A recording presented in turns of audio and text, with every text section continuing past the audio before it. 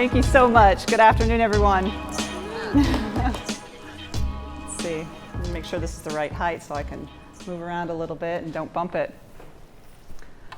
Orbiting Earth in the spaceship, I saw how beautiful our planet is. People, let us preserve and increase this beauty, not destroy it. Those were the words from Yuri Gagarin, who exactly 61 years ago today made that first historic flight into space. Since that time, over 600 people have left the confines of our atmosphere and gone into space and seen that beauty. I had the distinction in 2008 of being the 50th woman, and there were about 500 people who had been to space at that time. I was the 50th woman. So why did I want to be an astronaut? I wanted to be an astronaut since I was a little girl, 8, 9 years old. And that happens to line up with 1978 when NASA selected the first female astronauts. I was super, super serious and passionate about this goal of being an astronaut. But honestly, I was not the kid who built model rockets. I didn't dress up as an astronaut. I didn't enthusiastically study the planets and astronomy. I like to spend my time drawing, sewing, crafting, creating things. I thought it sounded fascinating and interesting and challenging, this job of being an astronaut. There just wasn't a lot of fanfare. It's just what I decided that I wanted to do. And even though I don't remember the exact moment that I decided I wanted to be an astronaut, I'm certain that seeing NASA select its first female astronauts made me know that it was possible for me to do it as well. And I think that's important because I grew up in a very small town in Minnesota from a pretty typical small town family. My parents worked hard. My dad, even though he wasn't able to graduate from high school when he grew up, he had his own successful construction business. My mom had not gone to college. So for us 6 kids, it was never a foregone conclusion that we'd go to college. Nobody told me I had to. It was a choice. So of my 5 siblings and me, only my oldest sister Kathy and I made the choice to attend a university. And to be honest, where I grew up at that time, there were pretty typical gender norms. There were things that boys did and there were things that girls did. And so I think that seeing NASA select those first female astronauts gave me permission to want that for myself. I was super involved in high school, and obviously it was in the 80s. I was involved in everything. I ran in track, I was in basketball, volleyball, I played in the band, I was in choir, I was in the student council, I was class valedictorian. Remember, it was a small school, so all of that was possible. But at the same time, I was really, really shy, and I struggled with that. And when I look back at it now, it's not so much that I did all those things, but that it was really a challenge for me. I had a hard time meeting new people. I was very uncomfortable standing up in front of people. I often felt really awkward in social situations. But I had a secret advantage. My heartfelt desire to be an astronaut. I knew I had to get over my shyness or do things in spite of my shyness. I knew I had to get over the lack of self-confidence and the awkwardness to reach my goal. My goal motivated me to go outside my comfort zone. It motivated me not only to do well in school, but to do things that I normally wouldn't do. So if you guys don't have a goal, I suggest you set one. You can always change it, pick a new goal when you get to that one. But I really think having a goal provides superior motivation to do what you want to do. Sorry, let me get some water.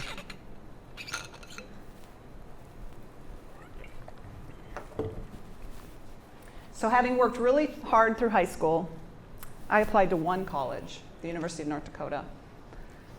My sister had gone there, and she said that they just started the space studies program, and they had a good engineering program. So my mom took me there. We drove around campus. We visited the engineering school. I met Joyce Medallion, who was the director of the Society of Women Engineers. And she was so encouraging and so welcoming. And I felt at home. So that's where I decided to go. And I did not apply anywhere else. When I was a sophomore, I saw a poster on the wall advertising some presentations from students who had been working in the cooperative education program. And one of the students, Wayne Germstead, had been working as a student at the Johnson Space Center in Houston. What? Are you kidding me? It's possible to work as an engineer when you're a student at the home of human spaceflight. I went to his presentation, I eagerly listened to him, I got up the courage to talk to him afterwards, and he was super nice, by the way. And then I went immediately to our co-op office on campus and applied. The application wanted me, on the application they wanted me to write down the top 3 companies I wanted to work for. Well, there was only one for me. So I filled in number 1, the Johnson Space Center, and I got it. And that was a huge opportunity for me. I had come from this small town of less than 100 people. I had moved to Grand Forks, North Dakota, about 40,000 people, and now I was going to go south 1,400 miles to Houston, 2 million people. When I got there, I assumed that everyone else knew more than I did. I did not feel like I belonged. I'm just from this small town. What could I know? I felt so inferior to the others. And I know now in hindsight I had all these insecurities, but guess what? I did not let those insecurities stop me. I couldn't, because I had this goal of being an astronaut. So again, time and again, my goal got me out of my comfort zone. And then there are so many people along the way that made a huge difference for me. I remember when I made the decision to go directly to graduate school when I finished my undergraduate degree in mechanical engineering. I decided to go to the University of Texas at Austin, and again, guess how many schools I applied to? 1. And I got in, I was accepted, and after being accepted, I went to campus to kind of start figuring out where I wanted to focus my research. And I met with Dr. Ken Diller. At the time, he was the chair of the mechanical engineering department.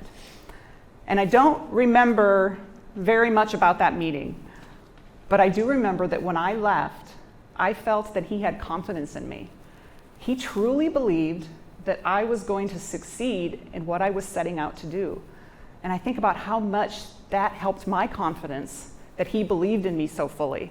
And I ended up working with him, under him for 4 years as my advisor, finished my doctorate, and did my research on thermal control in spacesuits. But what I get out of that is how much of a difference it made for me that he really, truly believed in me that deeply. And for all of you that are leaders and mentors, you have the opportunity to give that gift to the people around you.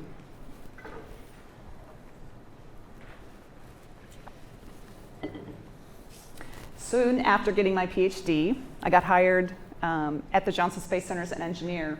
And within the first year, I had the opportunity to apply to the astronaut program. And I was frankly super surprised that I actually got an interview. And after working my whole life to get to that interview, when I walked out of the room, I was certain that I had totally blown it. Astronaut interviews usually last about an hour. My interview was about half an hour. And I was sure that I had not been interesting enough, I had not said the right things, my shyness was coming through. I was worried that they saw the real me and they just did not like it. I thought I had just totally blown it. Then a few months later, I was sitting at my desk at work and I got a call, and the man on the other line said, "Hi, this is Charlie Precourt." He's the chief of the astronaut office. "And I was wondering if you're still interested in coming in over here to work for us." I was screaming on the inside, but on the outside, yes, I would love to. And since I got that call when I was at work, and they asked me not to tell anybody, I just had to leave. So I ran home, trying not to burst with excitement while remaining cool and calm on the outside. And when I look back on it, I think that interview board probably loved the fact that I was brief and concise, and they had time to go get a cup of coffee. When my fellow astronaut candidates and I arrived at the Johnson Space Center, our office was huge. There were about 160 astronauts in the office, compared to probably about 40 right now. Our class was 17, 3 of us were women. When we got there, there was so much going on. The shuttle had been flying through the 90s very consistently, very frequently. We just started building the International Space Station. There was so much work going on. A lot of us felt, I think, like we were a little bit lost in this sea of astronauts. It was hard to get to know the other people other than the ones in my class, especially for people like me.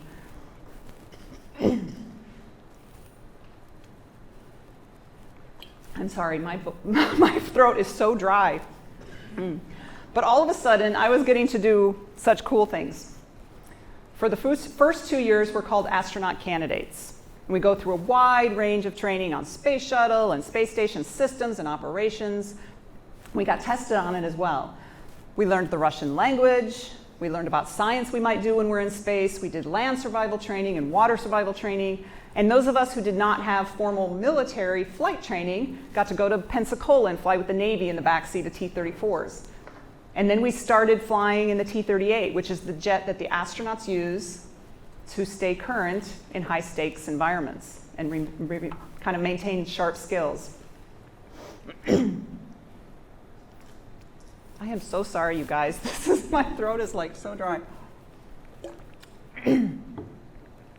So after 2 years of training as astronaut candidates, I got my silver pin. I was now an astronaut eligible to be assigned to a space flight. But it would be another 6 years before I'd actually get a chance to do it and get my gold pin. So that meant there was a period of time in my life where I was an astronaut, but I had not yet flown in space. And as time went on, it got harder and harder to be the astronaut in the room who couldn't tell about my experiences. I felt like an imposter. One reason for the delay in our flight assignments for our class was the Space Shuttle Columbia accident in early 2003. All of a sudden, the excitement and momentum of our busy and thriving office came to an abrupt stop. We lost 7 friends and colleagues, and I'm going to tear up, I'm sorry, who had just been sitting next to us at the Monday morning meeting 2 weeks earlier. These were good people who had families, hopes, dreams, mortgages, and we adored them.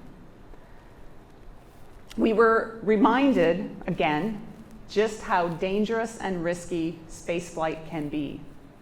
And as we went through the process of recovery and the investigation into what happened, it was a time of reflection for us as astronauts, reflecting about what we signed up to do and why we do it. And we do it because we want to be part of something bigger than ourselves. Our friends on Columbia knew the risks. They were following their hearts, they were following their dreams, and they were doing what they loved. The shuttle returned to flight about 2 years later. Everybody was eager to get back to work. Our class of new astronauts was no exception. My first assignment came in 2007. I was assigned to fly on Space Shuttle Discovery, and our task was going to be to take the Japanese laboratory to the International Space Station. It was nice for me to finally be assigned to a specific crew, to get to know them, to feel like I was part of a team. I started to find my place, and it was comforting to me to know exactly what was expected of me and just perform. Only 2 of the 7 astronauts on my crew had ever flown in space before, Mark Kelly, our commander, and Mike Fossum, our lead spacewalker. The rest of us were rookies, new guys. And that was actually rare in the high-frequency flying days of the 1990s, when any particular shuttle flight might have an average of 1.5 rookies per flight. Mark put a lot of responsibility on all of us. He trusted us, and we very much wanted to live up to that. We moved into a shared office and started training together for a year, each of us concentrating on our own particular tasks. Mark assigned me to sit on the flight deck for launch and entry as Mission Specialist 1, and he assigned me as the lead robotics officer and also as a specialist in the Japanese lab, which meant I had a couple really fun training trips to Japan. On the day of launch, it all comes together. So many times through training, we sat in a simulator and meticulously went through every single step that we could possibly perform on launch day and in space. We had done it so many times that it was so familiar that it just seemed like another training day. Only this time, there was a new level of excitement. And before you know it, we were suited up in our orange launch and entry suits and walking out the same doors that my heroes before me had walked out of, to the Astrovan for the 9-mile ride to the launch pad. When we got to the launch pad, it seemed so quiet.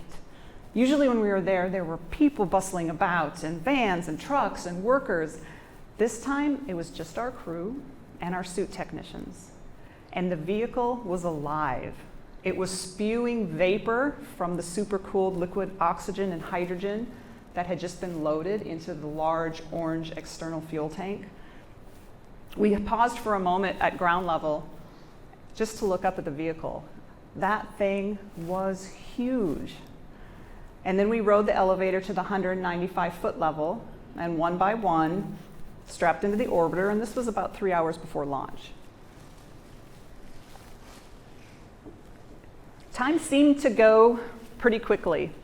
As we worked through some pre-flight checks, we joked with each other over the internal comm system. And I don't remember exactly the thoughts that were going through my head. I know I wasn't nervous. I wasn't scared. I would say I was anxious, eager, excited, hoping that we didn't have to scrub for some technical reason because the weather was beautiful. My whole family was there in Florida to watch the launch. Friends from every single phase of my life were there. Friends from elementary school who knew me when I first said that I wanted to be an astronaut. Friends and teachers from high school, from undergraduate school, from graduate school. Friends and colleagues from the Johnson Space Center. They were all there to cheer us on. And I could feel them with me. And then we got into the last 9 minutes, and time started to go really fast. And as the countdown clock approached 0, the main engines start, and then the solid rocket boosters ignite, and we are definitely going somewhere. There's absolutely no turning back at that point. The ride is exhilarating for those first 2 minutes as we build G's and we rumble and shake to break the force of gravity and get away from the launch pad.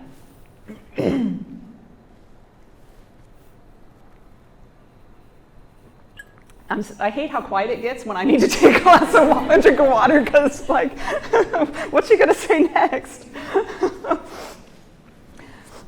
When the solid rocket boosters burn out, that rough ride ends, and then we're just riding the 3 main engines, and it's pretty smooth for the last 6 minutes or so. And then after just over 8 minutes, we're in space, weightless. And I had an important job to do right when we got into space.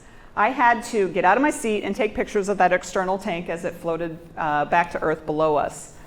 And so I had to manage to figure out how to work in zero gravity pretty quickly, take off my gloves and my helmet and try to stuff them in this bag that was floating around like a jellyfish. And then I clumsily got on my seat, grabbing who knows what to kind of maintain where I was, my position with no gravity. Mike handed me a camera that he had brought up from the middeck, and I started taking pictures out the overhead window. When I was done with that task and the external tank was no longer in view, I turned around and looked into the cabin and finally had a moment to breathe and take it all in. And I remember thinking, wow, I did it. I reached my goal. I'm in space. But then I had to get to work. One of the first things we have to do is open the large payload bay doors, because there are radiators on the inside of the doors, and we need to radiate the heat that the equipment on the space shuttle is making. I was working with Ron Guerin on that task, and I will never forget that first broad view of Earth out the aft windows of the space shuttle as we opened those doors. It almost didn't seem real. Like, how could the colors be so brilliant? how could the blackness of space be so very black? How is it that we were just down there less than an hour ago? I started to realize that it was more than what I was seeing that made it special, but what I was feeling. The realization that we had just left home, that Earth is home. We orbited the Earth for 2 days to catch up to the space station.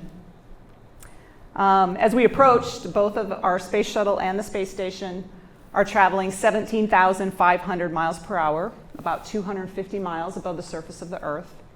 And we just approach ever so slowly from the front of station. And as we got closer and the space station got bigger in our view, I remember thinking to myself, that is the most beautiful human-built thing I have ever seen. And it's just hanging there in the blackness of space. I got goosebumps. I'd been familiar with space station for years, but it was not until that moment on the aft flight deck of Space Shuttle Discovery that I finally understood the magnitude of it. And not just the size, because it's admittedly huge, but the magnitude of what humanity had accomplished by building it there.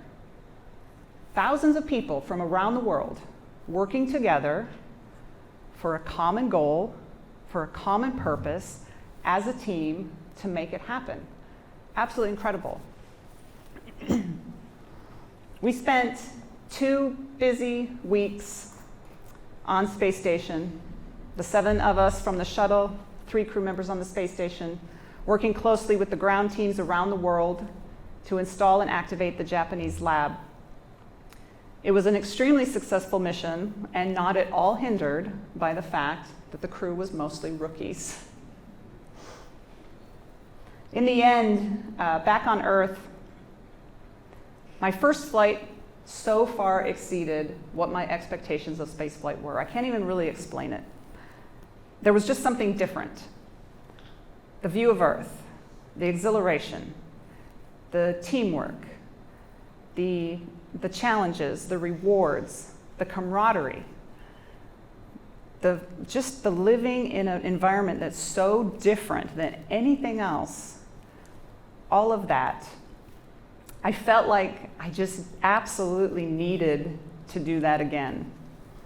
In those years before my first flight, I had fallen in love with my now husband, Doug Hurley. We were actually dating before that first flight of mine. Doug was also my astronaut colleague. We were selected in the same class in 2000. He was one of the military guys in the class, a Marine Corps fighter pilot and test pilot. And we were lucky because astronauts had been married before. We weren't the first. There were even married couples in the office when we got there, so it wasn't taboo or a problem. His first flight came about a year after mine. He flew on STS-127, Space Shuttle Endeavour, and coincidentally, their task was to install another portion of the Japanese lab, the exposed experiment facility. So our family joke, I'm going to get a drink of water, and then I'll tell you. So our family joke is that the Japanese lab is the Nyberg-Hurley wing of the International Space Station. We haven't told the Japanese that.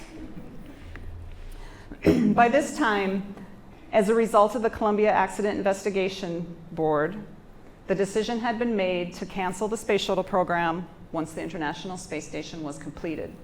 That meant that there were only going to be a handful of shuttle crew assignments left. And before Doug flew on his first flight, I had been offered the chance to fly on STS-132. And I was so excited. Because like I said, I so wanted to do that again. And then, while Doug was in quarantine for his flight, I surprised him with the news that I was pregnant. This put a whole new perspective on his flight for both him and me, but we were so excited. It also meant there could be a problem with my upcoming flight, which was scheduled for the next year. And even though I would have had the baby well before the flight, and my commander and I proposed a plan that I could continue training, have the baby, and then fly the flight.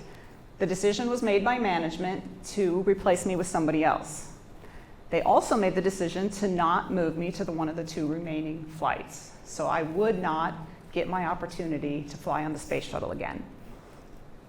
As the space shuttle program came to an end, Doug did get another chance, and he was assigned as pilot of the very last space shuttle launch on Atlantis, STS-135 in 2011.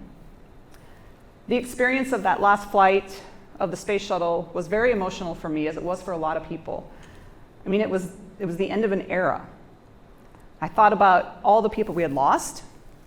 I thought about all the workers who had dedicated their entire life to the space shuttle program, and all that had happened. And that coming to an end was just simply sad. Our son Jack was 1.5 years old by then, and as we watched the launch with Daddy on board from the roof of the Launch Control Center with the other crew families, I couldn't hold back the tears. Jack, on the other hand, was more interested in the helicopters that were flying overhead. Before that final flight of the space shuttle, astronaut Peggy Whitson had become chief of the astronaut office. And I had quietly, to be honest, felt a little cheated, felt frustrated that I was not assigned to another space shuttle launch after I had been removed from one. So I think she realized that, and she assigned me to my next flight before I even got back from maternity leave. This flight was going to be totally different. I would be launched on a Russian Soyuz from Baikonur, Kazakhstan, and I would be living and working on the International Space Station for nearly 6 months. But no one could prepare me for being a mother, and I'm tearing up again, for being a mother and being an astronaut and having to make that decision. A lot went through my head. Is it the right decision for me when my son is so young? Is it the right thing for me to go away on a long-duration space mission? Is it the right thing as a mother? Is it going to hurt him somehow? Doug and I talked a lot and made the decision that yes, it was the right thing for me to do. I wanted Jack to see me go for my goals, and I didn't want him to see me give up on it, especially if I gave up on it for him. So looking back on it, it was definitely the right decision. With the timing of my new flight assignment, there was a period of time, about 1 year, when Doug and I were both training for space flights at the same time. This is when I realized just how important it was to have a good home support structure. It became clear this was going to have to be a true partnership between me and Doug, and we were going to need some outside help. Our nanny and my mother-in-law mostly. For over 1 year, it was this delicate balance act of training trips, sometimes me, sometimes Doug, care at home. We'd pass in the night often. It was certainly challenging, but I don't think we're unique. I know that a lot of modern couples face the same challenges. And then 2 years after the launch of the last space shuttle, and 2.5 years of intense training and traveling, it was time for me to go. The last month of training was in Star City, Russia, and luckily, Doug and Jack, who was now 3 years old, were able to spend a good share of the time there with me, and we had a lot of great time together as a family. But then the hardest day arrived. Doug was taking Jack back to Houston to stay with my mother-in-law, and then Doug would travel back to Baikonur to be there for my launch. When Doug and Jack left in the van that day from Star City, I could not compartmentalize, which is an important skill for astronauts. I wanted to be alone all day long. When I said goodbye to him in the van, I knew that I wouldn't see him for 6 months. Doug sent me a photo from the van on the drive to the Moscow airport. It was Jack sitting in his car seat looking out the window, holding his Curious George doll and sucking on the ear of his little puppy. And I just cried and cried. I'm so fortunate that I actually had that day to be alone and really work through those emotions before I had more work to do, because the next day got really busy. Our crew had our traditional farewell breakfast, including the traditional Russian toasts, and then we departed for Baikonur to start our 2-week pre-flight quarantine period. Only 8 of my friends and family were able to make the trek to Kazakhstan for my launch, including Doug and my youngest brother, John. Compare that to the over 200 that were there for my shuttle launch.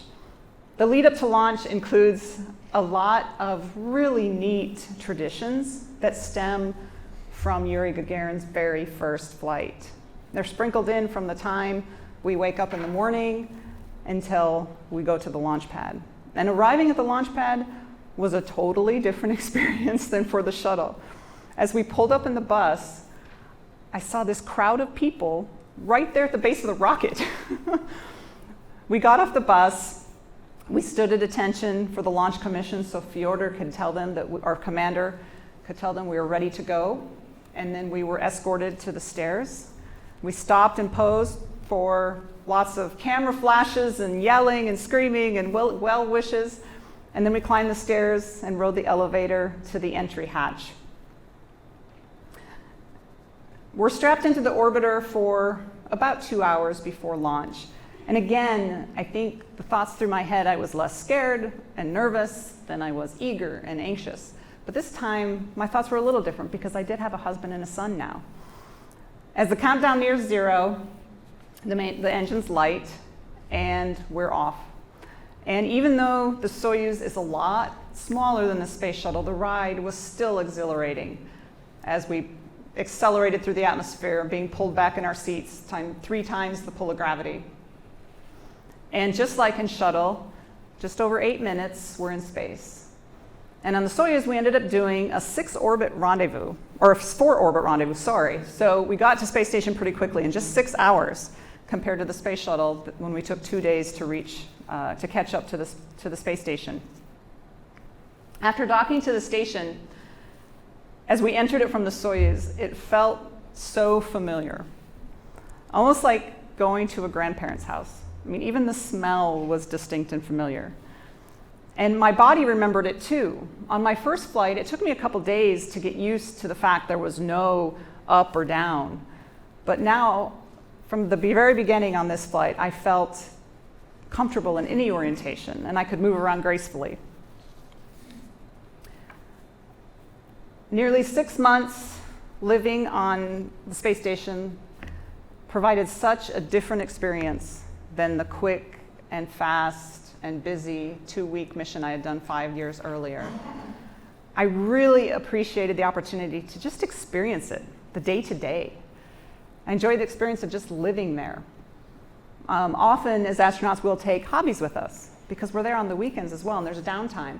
I brought some sewing stuff with me because that was one of my favorite hobbies. I was able to sew together a quilt block with a star on it that actually turned into a really neat project involving quilters from over 30 countries around the world submitting star-themed quilt blocks.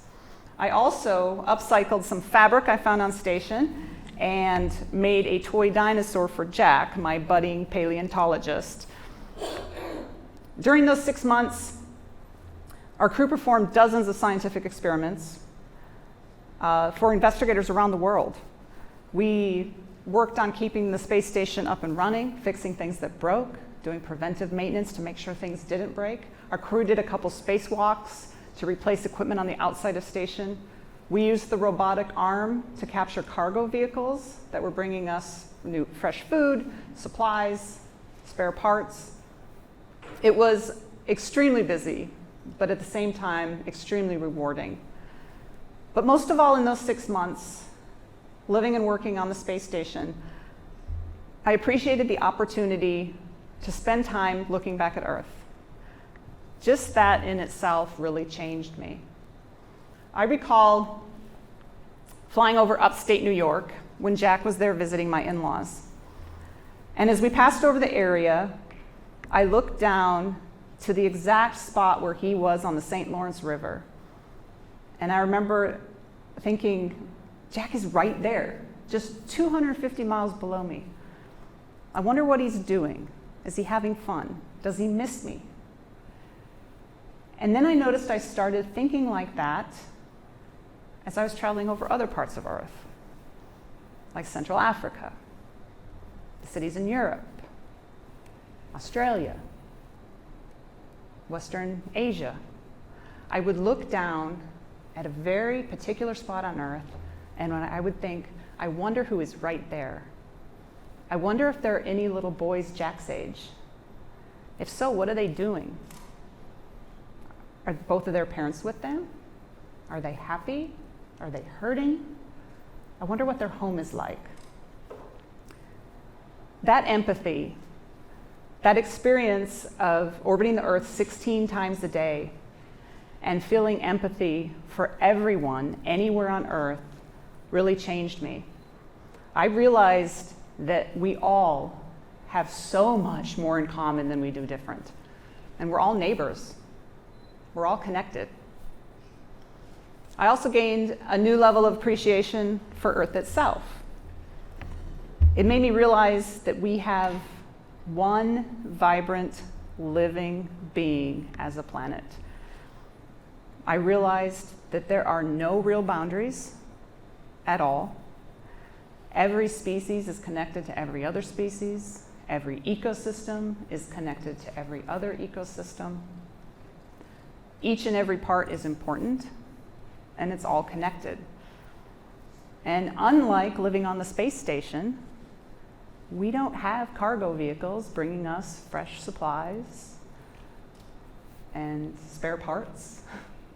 We need to nurture and preserve what we have here. Most importantly, we all call Earth home, all of us. It's the only thing that can sustain life light years in all directions. And I don't know if I fully understood just what that means until I saw it with my own eyes. In the last few weeks of my stay on space station, I really, really longed for my day-to-day life back on Earth. I would actually daydream about it. And here I was living my lifelong dream, and I wanted nothing more than to go home to my family. I like to remind myself of that longing to be back on Earth. So after that long duration flight, I decided that I wasn't going to fly anymore. And to be honest, that's a really, really hard decision because it's hard to move on from being an astronaut. How could I possibly ever top what I have just done? But I had done my duty. I'd had some amazing experiences. I reached the goal that I set when I was a little kid. And there were a lot of talented people coming up behind me who were waiting for their turn to fly in space. And I wanted to be with my family. So I made the decision to retire from the astronaut program. It turns out that my retirement was right at the beginning of the pandemic 2 years ago, which means, as I'm sure some of you are aware, I turned immediately into at-home school monitor for my son. And then 2 months later, Doug had his third opportunity to fly in space as he commanded the first crewed flight of the SpaceX Dragon. When Doug returned and our lives settled down a little bit, I really started to think of what do I want to do next? I decided to focus on another interest of mine that I had since I was a little girl, art and sewing. And so I kind of did a 180. I had kept these things with me as hobbies through college and through my career. I would often use it as an outlet, making gifts for people and that sort of thing. But I'm thrilled now to finally have the opportunity to really focus on that passion.